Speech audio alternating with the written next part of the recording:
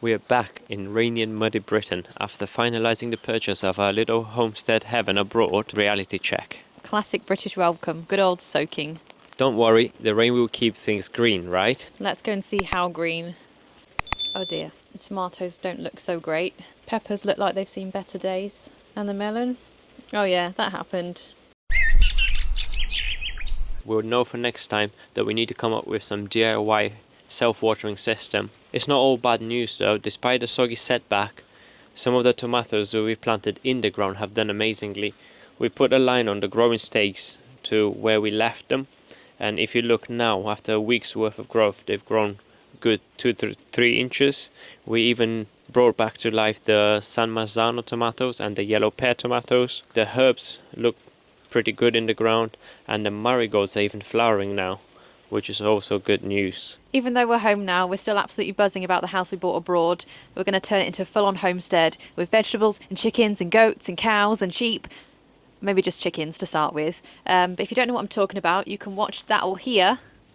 But for now, let's get started on a bit of a DIY project. We have only 3 square meters of artificial grass left in our garden from 2 years ago when we thought that was the way to go. But now we had a change of heart and we started gardening, so that's gotta go. We're gonna start by removing the grass and laying the turf, which is just over here. And if you have any tips for looking after turf or lawn, leave them in the comments below because we're gonna need them.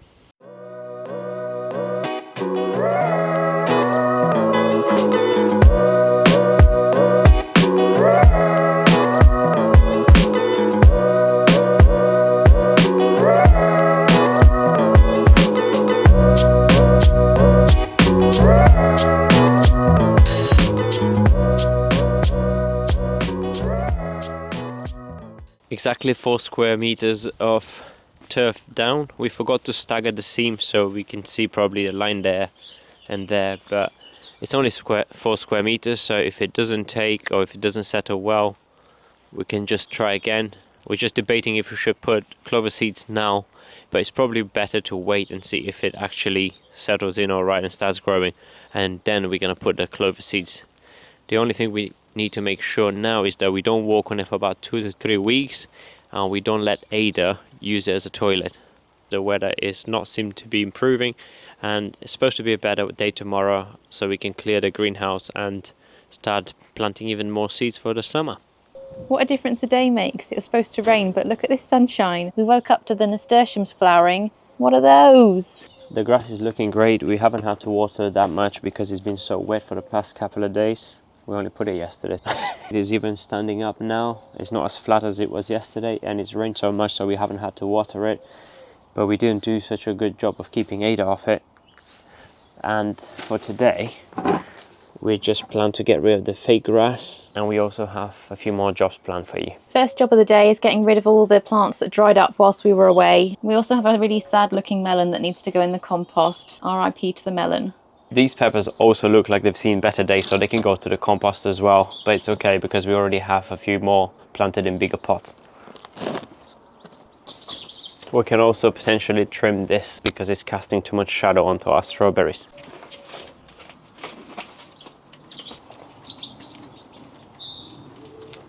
Also, our fence got fixed last week, so we didn't want to plant anything in these raised beds because we weren't sure how much of an impact this would have on our raised bed. We weren't sure if they're going to change just the post that was broken or the entire row of fence. So now that's been dealt with, we can carry on and reposition our leftover deck boards for the back of the raised beds to hold the soil in.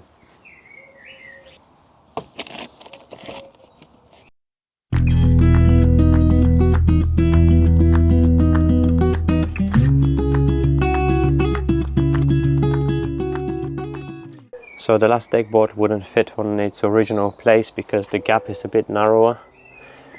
They must have installed this fence post a bit closer towards this way. So I just need to cut this board a bit narrower, but I'll do that some other time. We can join Jonna, and I believe she is about to put some courgettes out.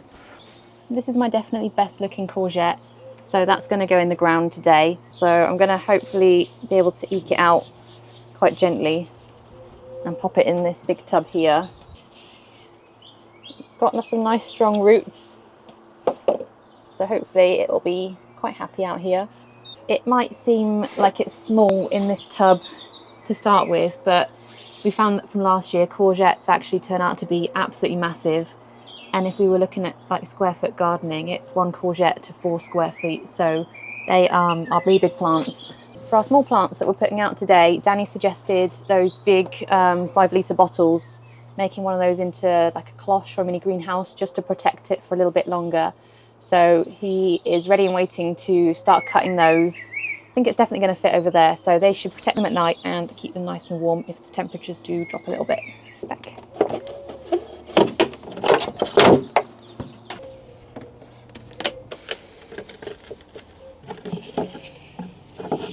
That's the first bottle that I cut the top with a little window.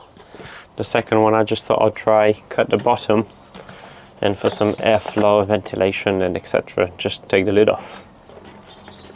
I've got these 2 as well that we're going to keep hold of just in case these 2 over here don't make it. And I also started some more seeds as well for courgettes, so we've got all the backups. Hopefully at the end of the summer we'll have a courgette. The next job on today's to-do list is to move the corn out.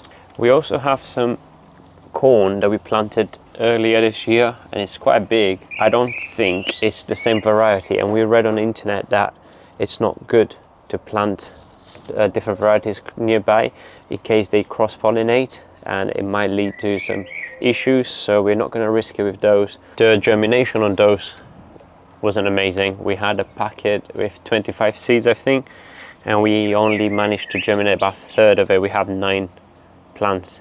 For spacing, we use the planter app, and that suggests 4 corn plants per square foot.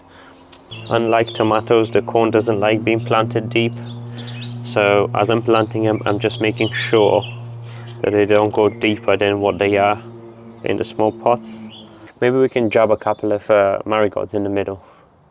We have quite a few marigolds, and we plan to put them on where John is standing, just behind her on each side of the path. Here, I'll show you. Marigold just down here. Oh, look at a slug over the fence. Yep. We didn't want the corns. Do it now. Yeah. Next job, get rid of all those old corn plants. Got it? No, yeah. Look how big these are.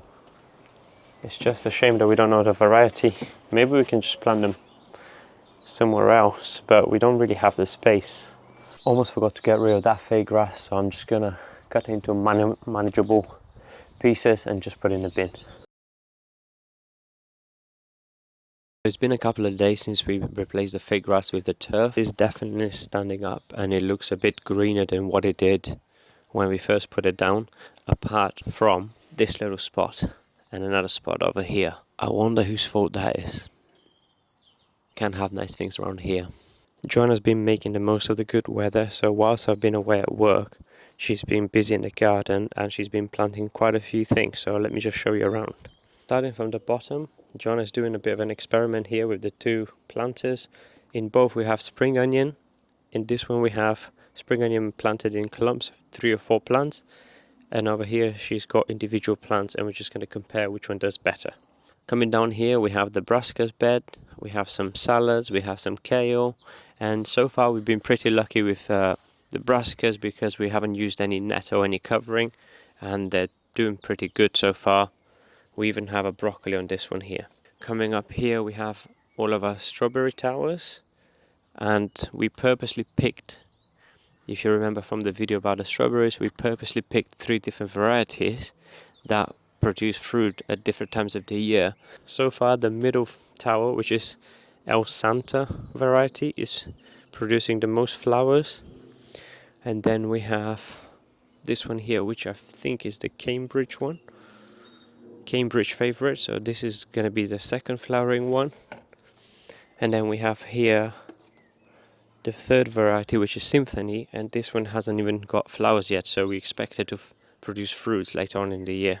Coming down the garden, we have our peas, which are doing great. These are the ones that we transplanted and these are the ones we started straight in the ground. Quite a few of them already have some peas on them. Just below the sweet peas we have our spinach plants, which we started to pick on our probably every couple of days, and we use in salad. Coming to this raised bed that was empty a few days ago, Joanna's been busy and she's planted some squashes, marigolds, some nasturtiums, and these are some more marigolds here as well. Just down here we have some butternut squash and some zinnias and some onions across the border. Coming down here we have one bean plant that is sprouted out of 16, so the germination wasn't great, but we're going to give it a couple more days, maybe something else is going to come through as well. We also added this hanging basket, and we have some nasturtiums and some more marigolds for the pollinators. Going into the greenhouse, you've seen the greenhouse already. We have our peppers and the tomatoes, which are getting pretty big now. We absolutely love this time of the year. 2 days ago the garden looked practically empty, and with the good weather we are able to plant everything out in the raised beds, and now we are quickly running out of space, and by the time you join us next week we most definitely will not have any space in the garden, and we can't help it but dream of our bigger garden. And if you don't know what I'm talking about, you can watch the video here. Spoiler alert, we are starting a homestead. See you next week.